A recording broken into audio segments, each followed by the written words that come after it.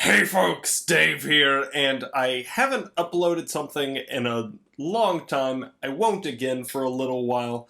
Life stuff, whatever, you don't care. You're here because I like knives. Specifically, this one. This is the Toor Merchant. Brand new, Toor Merchant, not great with spelling. And this is Toor Knives' first folding knife release. It is a company that is very well known for their fixed blades. Mostly hunting, a lot of tactical operator stuff. Here in my big book of secrets was the plan to do a video where I basically complained about why the Benchmade sock P is garbage and why somebody should make a new one. That video, spoiler alert, is going to end with me essentially saying that it is my belief that Toor is the company in the best position to do that. There are a lot of other that have different versions of it. I think that if Toor released one, I think that one would be best. And essentially that's my relationship with this company. I've never handled any of their stuff before, but I do like a lot of their designs. So when I saw that they were releasing folding knives, hot dog, gotta get on that. Of course, that was like 2 months ago that I ordered this thing, but it came in. I thought I was going to run into issues with that. It came in, we're all good. Now that I finally have it in hand, I have thoughts. Not all of them good, but I have thoughts. To start out with, the stuff that I like is very much the design. This, the Merchant, is available in 2 different blade styles, the drop point, the tanto, and the all black and the Spanish moss. Obviously, I've got to go the most interesting, so I went with the OD green, which very matte, very fan, as well as the hardware, the screws, the thumb stud, all being nicely bronzed. It's really, really attractive knife, really attractive colorway. The flip side of that, we're going to come back to what just happened later. The flip side of that is that not a thing that actually matters, just a point of confusion for me, I suppose, is that with the standoffs here and the blade stop there, those are not bronzed. They're just the silver. I don't know if they're steel. The handles are titanium.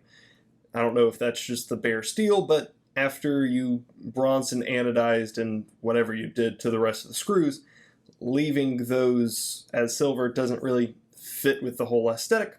Just a weird choice to skimp out on. Another plus is the action. It snaps out really, really well. Flip side of that is that it is an incredibly soft detent. This knife is mostly made for rolling out. You can flick it. What I prefer is a much stiffer detent. That way it pops a little bit better. This is the DPX test. This comparison will be coming back a little bit later. And once the blade is out and you go to put it back, you run into that detent ball. Now, this is something that is broken in over the last, 2 days of me playing with this, but I'm not entirely sure what it is that's breaking in. With the blade running up against that ball, there was just no way to get over it, and now it struggles very much. So just what you got to be careful of is keeping your thumb on the lock bar until the blade's all past it. I've had a similar complaint in the past with the ZT0562.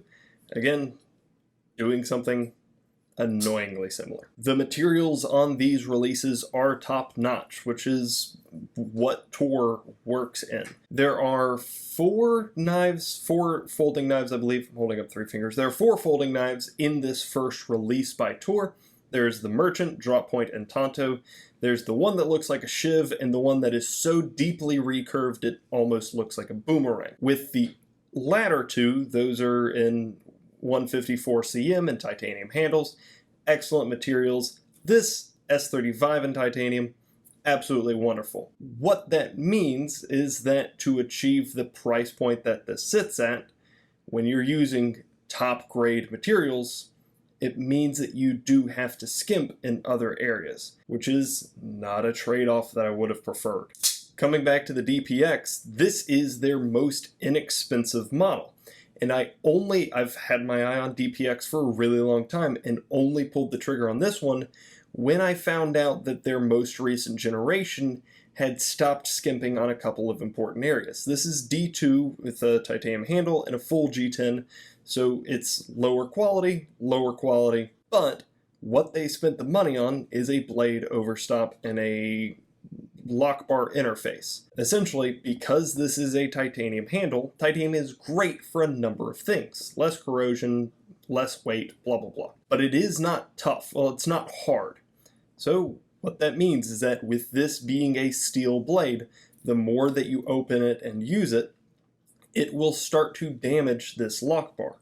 That is something, this is a second-hand knife, it takes a really long time to start happening, but that is something that can become a legitimate issue. And just absolutely wouldn't have a chance to be an issue if you would just, I don't know, use 154 for the really nice one, use D2 for the other two, and then put some basic safety measures in place. With the lockbar interface, that would completely negate everything that I'm saying, and with the over travel stop, you wouldn't be able to push this lockbar out dangerously far. It feels like I'm going to spring this whenever I go to unlock it. Now, lockup is not any kind of a problem at all, as is. It's actually, for as soft as the detent is, it's actually really, really impressive how tight the lockup is.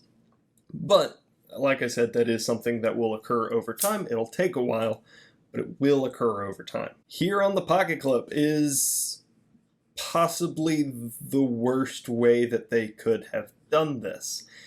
This is one of the highest riding pocket clips that I'm looking around my desk. There really isn't. ADV? No, that's super deep carry. This is insane, is what I'm saying. So your pocket comes up to right here, and all of this is hanging out over your pocket, which is wholly not necessary, as well as not being very tight, but I can fix that. Reason for that is that the pocket clip is being held in by these two screws, which are the backspacer screws for our standoffs.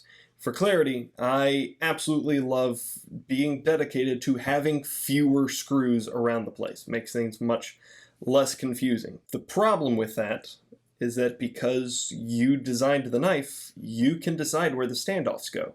So maybe you move the standoffs up here a little bit and move the pocket clip out of the way. Move it up here.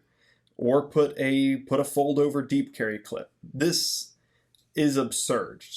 Somewhere around here is being shown a picture of my butt, and it's insane. Huge plus is that this was designed by Toor. And that comes with a couple of subgoods of itself.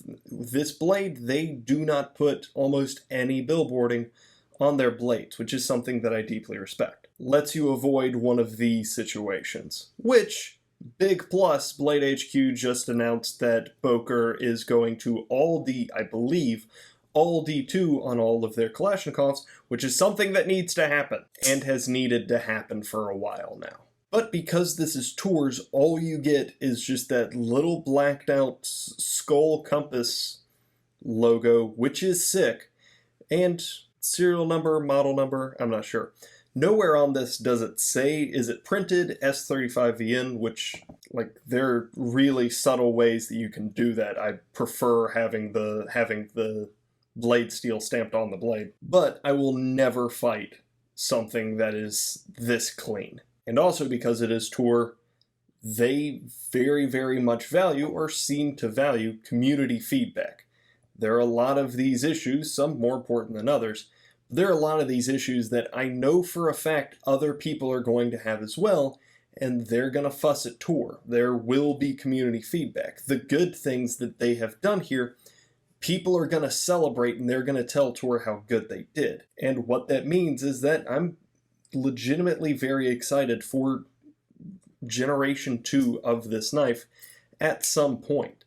There are a couple things that I believe need to be addressed. You cannot skimp out on the lockbar interface or the over travel stop. That's just skimping out. There's no other way to say that. But this is totally in keeping with Toor's design language. Again, something that I really like seeing. Their fixed blades, the Anaconda, I think, this looks almost exactly like that blade shape. It is much smaller though, at being 3 1/4 inch, roughly about the same size as the DPX Hest. So essentially this is the first time that I have met Toor, and I'm a big fan. There are a few things that I really wish that the company would do moving forward, but as it is, they're doing some cool stuff. As well as including some neat extras. I don't know if this is just first run or if these will be available on all knives, on all of their folding knives going forward, but cool extras. If you have handled this or any other of Toor's knives, let me know down below. Let me know what you think, especially the jank shank. That's, again, that I redesign it for me specifically. Make it a little bit thinner, please. If you have questions, comments, concerns, or suggestions, let me know down below. And other than that, y'all have a great day.